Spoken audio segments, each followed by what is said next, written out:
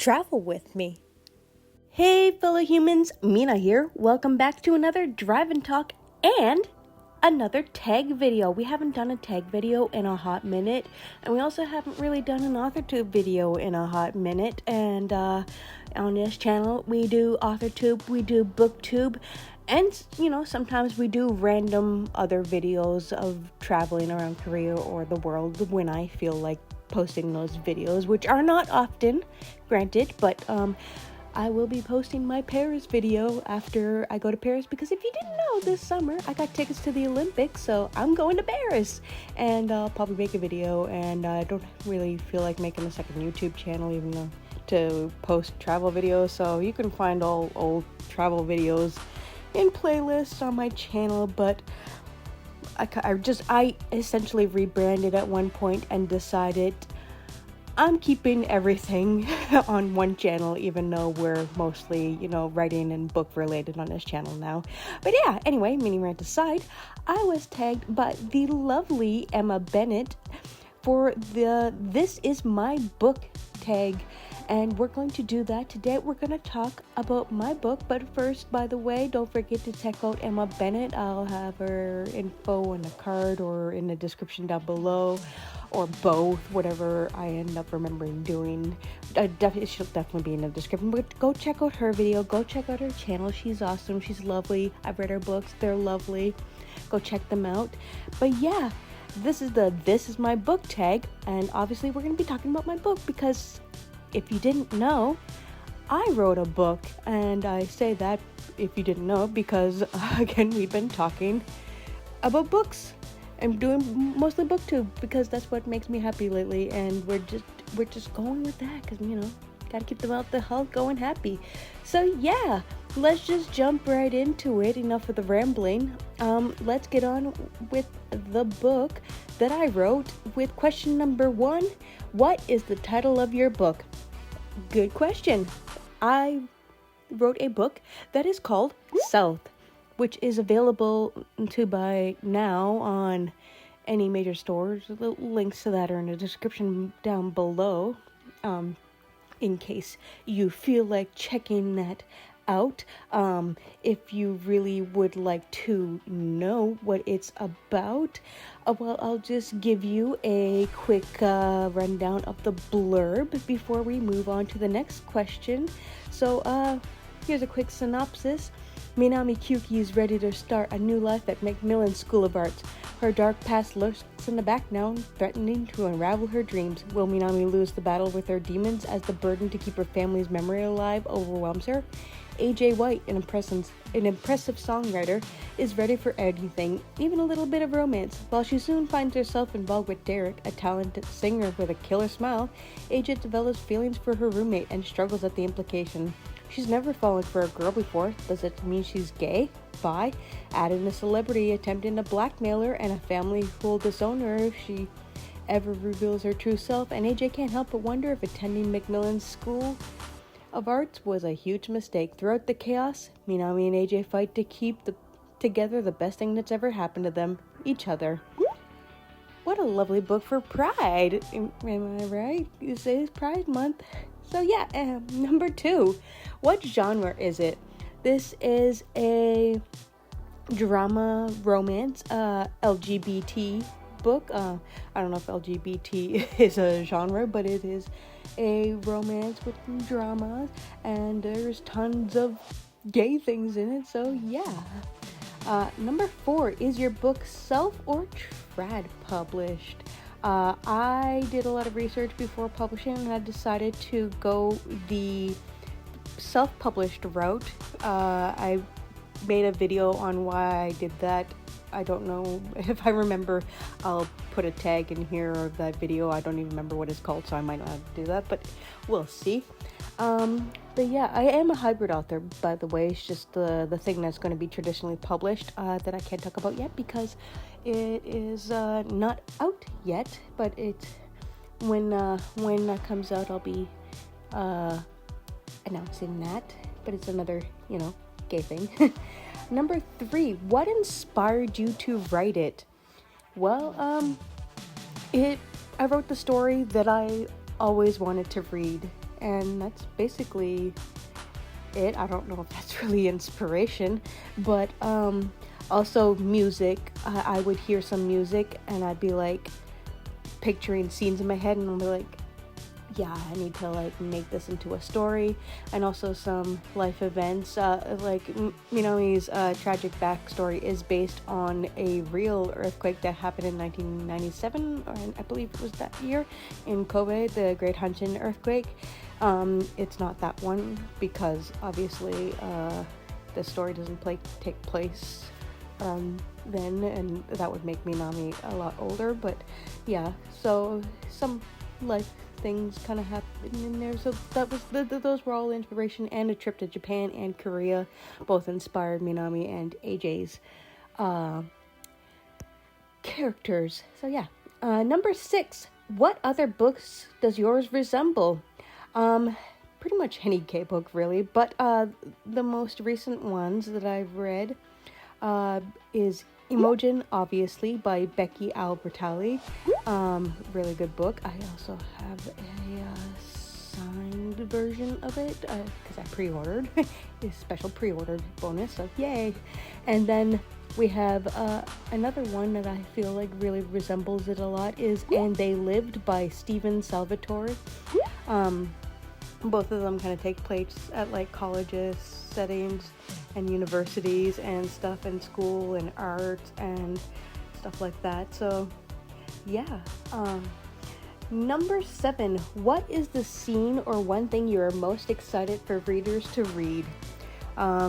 Just to avoid spoilers, if you haven't read it yet, which I highly recommend, I will say it takes place in part 2, the second year, the New Year's Eve / day, I guess. The New Year's countdown scene. I had that scene in my head for a very long time, and I was very happy to finally get to that specific scene. What's that scene about? You're gonna have to read the book to find out. Number 8. What is the one thing readers may have missed or not picked up on when reading your book? I made a point before in an earlier one video. I really don't recall which one, so I can't like tag that. But I always include in all of my writing, this includes the traditionally published one and any short story, to include a nod to the original Silent Tears by writing Silent Tears. A little kind of like a cameo appearance of it, because that's how South originally started, as a comic called Silent Tears that never really took off. It was just a script, so I didn't draw anything of her or whatever, but I always include that.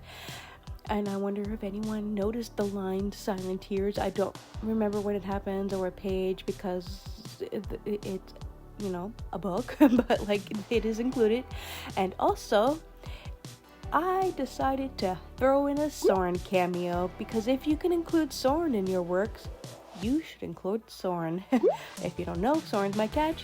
I include bonus videos of her at the end of every one of these videos. #Team Soren.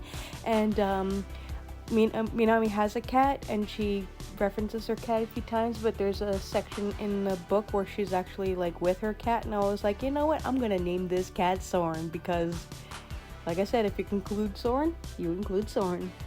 Number 9, how much, if any, research went into your book / series? So much research. My novel, while the school that the setting that takes place in is fictional, it is based off of my own college the art school that I went to, but that didn't really need any research because I physically was there. But the research, the story itself takes place in Toronto, Canada.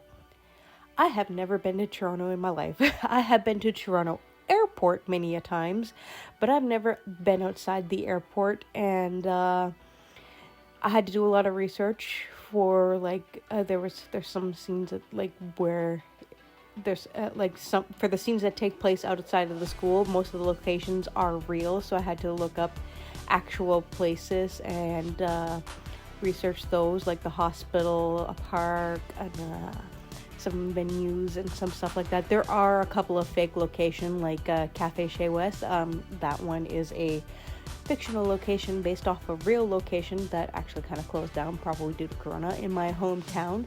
But yeah, so and also I had to do a lot of medical research for Minami with her bad leg and PTSD and stuff that happens near the climax, all the medical stuff there, and lots of research went into this. I spent a really long time, not gonna lie, doing, because I was like, if someone's gonna ask me a question, I'm gonna know the answer.